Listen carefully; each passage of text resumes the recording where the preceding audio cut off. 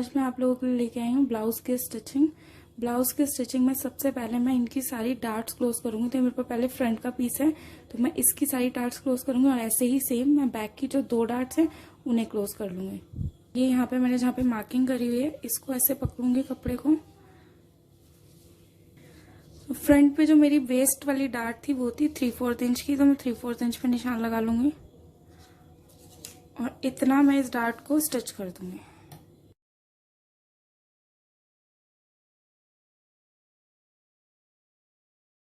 इस तरीके से वेस्ट डार्ट स्टिच हो गई है। ऐसे ही सेम बैक की भी दोनों वेस्ट डार्ट स्टिच होंगी। वेस्ट डार्ट स्टिच करने के बाद अब मैं साइड सीम वाली डार्ट स्टिच करूंगी। इसको भी मैं ऐसे पकड़ूंगी और ये वाली डार्ट का मार्जिन रखूंगी 1/4 इंच, मतलब 1 फुट पे मैं इसको स्टिच कर दूंगी।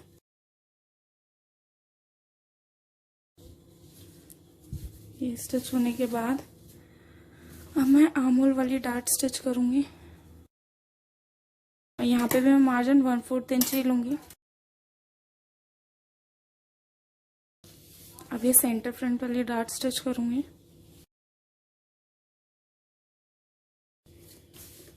इस तरह से मेरी फ्रंट पीस की सारी डार्ट स्टिच हो गई हैं एक साइड की। ऐसे ही सेम मैं दूसरी साइड की भी डार्ट सारी क्लोज कर लूंगी। दोनों पीसेस की डार्ट स्टिच होने के बाद अब मैं इस पे प्लैकेट बनाऊंगी। प्लैकेट के लिए मैंने पट्टी कट कर ली है। एक पट्टी की विड्थ है वो है 2.5 इंच और एक पट्टी की विड्थ है 3 इंच और लेंथ जितना हमारा ये सेंटर फ्रंट है। तो अब मैं पहले इधर राइट साइड वाला प्लैकेट बनाऊंगी। इसमें मैं 2.5 इंच की विड्थ वाली पट्टी लगाऊंगी। इसको मैं ऐसे करके फोल्ड कर लूंगी। इस तरह से इसके ऊपर रख के और 1 फुट की सिलाई लगाऊंगी यहाँ पे।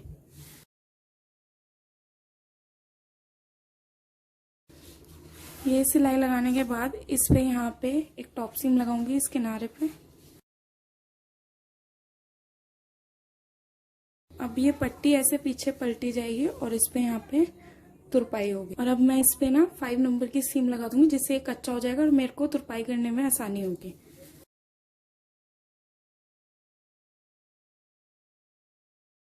तो ये वाला पैकेट इस तरीके से रेडी हो गया। अब मैं दूसरी साइड पे पैकेट रेडी करूंगी। लेफ्ट साइड के पैकेट के लिए ये मैंने 3 इंच की विड्थ वाली पट्टी ले ली है। अब इसको कैसे लगाते हैं, इसको यहाँ से बैक साइड से, ये फ्रंट है ना ब्लाउज का, इसको पहले मैं उल्टा कर लूंगी और यहाँ से पट्टी को रखूंगी। इसको इस पे ऐसे रखूंगी इस पट्टी को और इसको यहाँ पे मैं फोल्ड नहीं करूंगी और यहाँ पे 1 फुट की एक सिलाई लगा दूंगी। ये सिलाई लगाने के बाद अब मैं इसको सीधा करूंगी इस तरह से और इसको आधा इंच ऐसे फोल्ड करके और ऐसे रखूंगी और यहाँ पे एक टॉप सीम लगाऊंगी। ये वाली सिलाई लगाने के बाद 1 फुट के गैप पे एक सिलाई और लगाऊंगी जिसके बीच में मैं अपनी आई बनाऊंगी। और इस तरीके से मेरे ब्लाउज का प्लैकेट रेडी हो गया। सारी डार्ट्स डलने के बाद और फ्रंट में प्लैकेट बनाने के बाद अब मैं इसके शोल्डर जोड़ूंगी। तो ये इसको मैं सीधी साइड से मैंने रख लिया बैक को और फ्रंट को ऐसे उल्टी साइड से, मतलब फ्रंट फेसिंग फ्रंट करके फ्रंट और बैक के दोनों के शोल्डर ऐसे करके जोड़ दूंगी यहाँ से। तो मैंने ऊपर मार्जिन आधा इंच लिया है तो आधा इंच मार्जिन पे यहाँ पे दोनों पे सिलाई लगा दूंगी। शोल्डर पे मैं आधा इंच पे निशान लगा लूंगी और इस तरीके से शोल्डर रख के दोनों मैच करते हुए यहाँ पे सिलाई लगा दूंगी आधा इंच पे। ऐसे ही दूसरी साइड का शोल्डर भी जोड़ दूंगी। इस तरीके से शोल्डर जुड़ गए हैं। इतना स्टिच हो गया है मेरा ब्लाउज। अब मैं यहाँ पे फिटिंग के लिए निशान लगाऊंगी दोनों साइड पे, इस साइड पे भी और इस साइड पे भी। साइड में मैंने 2.5 इंच का मार्जिन लिया था, मैं 2.5 इंच पे निशान लगा दूंगी। मार्जिन लिया था उतना मैंने यहाँ पे निशान लगा लिया है। अब मैं ऐसी दूसरी साइड पे भी निशान लगा लूंगी। इस तरीके से दोनों साइड पे मैंने निशान लगा लिया है। अब मैं इस पे सिलाई लगा दूंगी।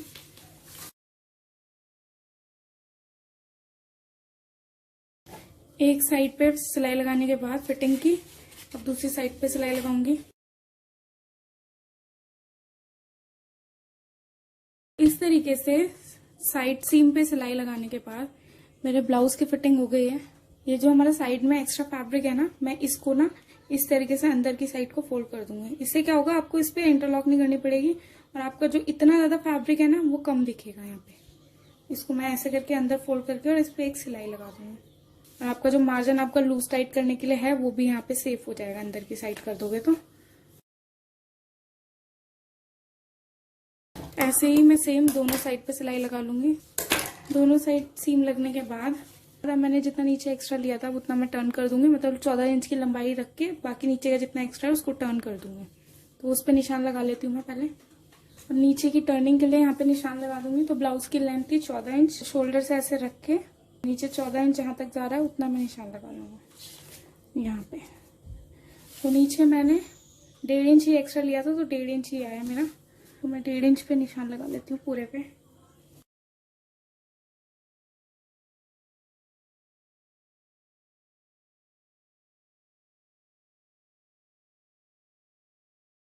तो इस तरीके से पूरे राउंड वेस्ट पे मैंने निशान लगा लिया। नीचे से मेरा फैब्रिक कितना एक्स्ट्रा है जिसे मुझे टर्न करना है, और मैं नीचे इसकी टर्निंग करूंगी बेस लाइन की।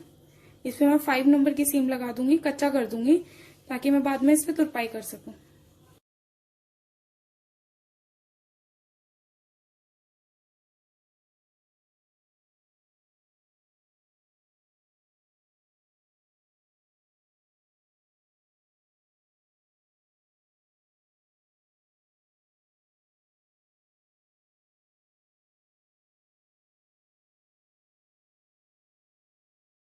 अब नीचे से मेरी इस तरीके से मैंने टर्निंग कर ली है।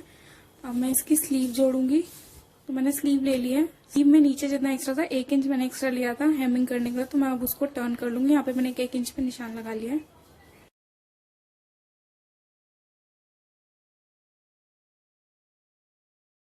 इस तरीके से टर्न करने के बाद मैं दूसरी वाली स्लीव पे भी सेम ऐसे ही टर्निंग कर लूंगी। इस तरीके से दोनों स्लीव्स की टर्निंग होने के बाद अब मैं स्लीव ओपनिंग हमारी जितनी थी मैं उतने पे यहाँ पे निशान लगा लूंगी। तो मेरी इसकी स्लीव ओपनिंग थी 7.5 इंच, तो 7.5 इंच पे नीचे ऐसे निशान लगाऊंगी। ऊपर राउंड आर्म होल पे मैं निशान लगाऊंगी। 9 इंच पे निशान लगा रही हूँ अभी मैं। 9 इंच पे नहीं आएगा तो टाइट आएगा तो लूज कर लूंगी, लूज आएगा तो टाइट कर लूंगी। तो इस तरीके से यहाँ पे मैंने ऐसे निशान लगा लिया। अब मैं इस पे सिलाई लगाऊंगी। इस तरीके से सिलाई लगा लिया मैंने इस पे। अब मैं दूसरी स्लीव पे भी सेम ऐसे ही सिलाई लगा लूंगी।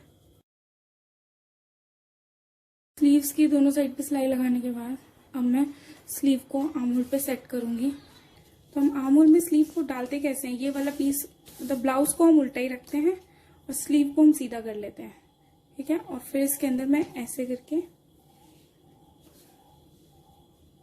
स्लीव को डाल के ये वाले पॉइंट्स मैच करते हैं और फिर स्लीव को देखते हैं कि इस पे स्लीव आ रही है कि नहीं आ रही है। ये देखना है कि बैक साइड की, जैसे स्लीव का ये बैक आर्म होल है तो बैक आर्म होल की साइड ही जाना चाहिए, फ्रंट आर्म होल की तरफ ही जाना चाहिए। मैंने उसी तरीके से देख के ये वाली स्लीव उठा के अब इस वाली साइड पे जोड़ूंगी, क्योंकि ये इसी साइड की स्लीव है। यहाँ पे पहले इस पॉइंट से इस पॉइंट को यहाँ पे मैच करके स्लीव को देखूंगी कि पूरी स्लीव सेट हो रही है कि नहीं हो रही है। इस तरीके से आप पहले ही रख के दे सकते हो। अगर स्लीव सही होगी तो ये पूरी ऐसे राउंड पे आ जाएगी। अब जैसे ये मेरी हल्की सी मुझे छोटी लग रही है आर्म होल के अकॉर्डिंग, तो मैं थोड़ी सी सिलाई और बढ़ा के लगाऊंगी इसमें।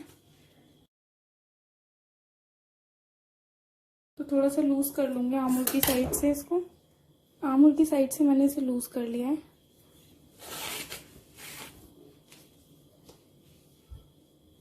ऐसे आर्म होल में अब इसे सेट करके देखूंगी इस तरीके से, जैसे पहले सेट किया था वैसे देखेंगे। अब ये मेरी स्लीव पूरी इस पे अच्छे से सेट हो रही है। मैं इस पर सिलाई लगा लूंगी। सिलाई के लिए वही सेम चीज, यहाँ से इन दोनों पॉइंट्स को मैच करना है और यहीं से सिलाई लगाना स्टार्ट कर दूंगी। ये पीछे वाला जो एज है इसको ऐसे करके फोल्ड कर दूंगी।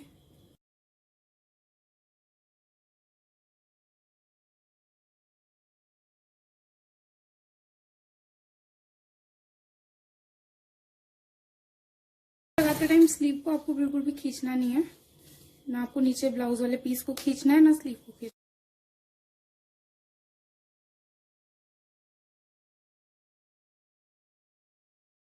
इस तरीके से स्लीव सेट हो गई है आर्म होल पे।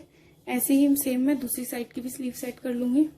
दोनों साइड की स्लीव्स जुड़ने के बाद अब इसकी सिर्फ नेक लाइन की फिनिशिंग रह गई है और इसके यहाँ पे शोल्डर पे टच बटन की पट्टी लगाना रह गया। तो पहले मैं यहाँ पर शोल्डर की टच बटन की पट्टी लगा लेती हूँ। टच बटन की पट्टी के लिए मैंने ऐसे इतना एक पीस ले लिया है। इसको मैं ऐसे फोल्ड करूंगी और बीच में से फोल्ड करूंगा, इस पर सिलाई लगा लूंगा और इसको शोल्डर में सेट कर लूंगी। इस तरीके से रखूंगी इस पे और एक्स्ट्रा इसको कट कर दूंगी। ये बचा है, दूसरी साइड लगा दूंगी।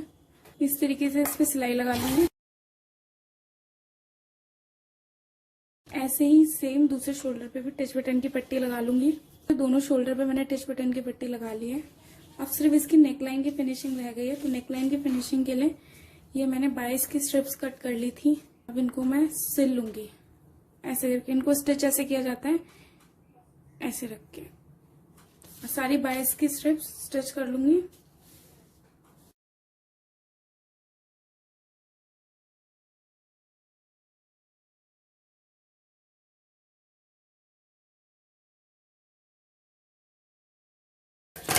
इस तरीके से 22 की पट्टी जोड़ने के बाद जो इसके एजेस बाहर निकल रहे हैं इनको यहाँ से कट कर दूंगा।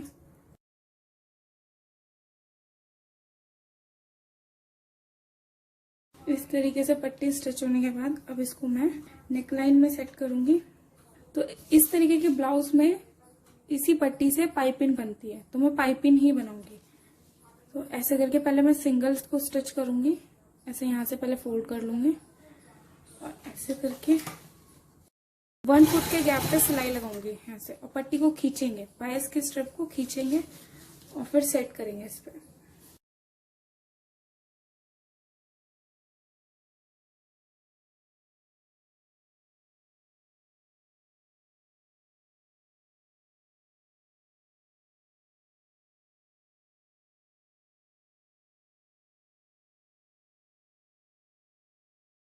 इस तरीके से पट्टी स्टिच होने के बाद अब मैं इसको फोल्ड करूंगी। मैं इस पट्टी को इस तरीके से इतना मैं इसको हाफ करके यहाँ पे सिलाई लगाऊंगी। सिलाई मैं इसके यहाँ इस साइड पे किनारे किनारे लगाऊंगी।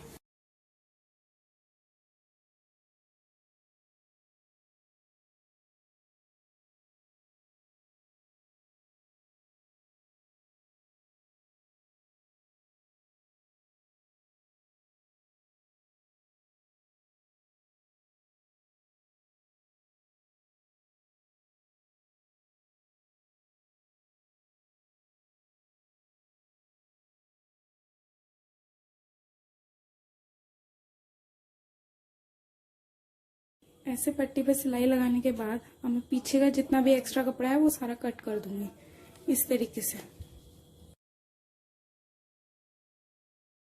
कट करने के बाद पट्टी पीछे से इस तरीके से आ जाएगी और फ्रंट से ऐसी होगी। हम इसको ऐसे करके फोल्ड करके इस पर तुरपाई करके इसकी ऐसे पाइपिंग बना देंगे।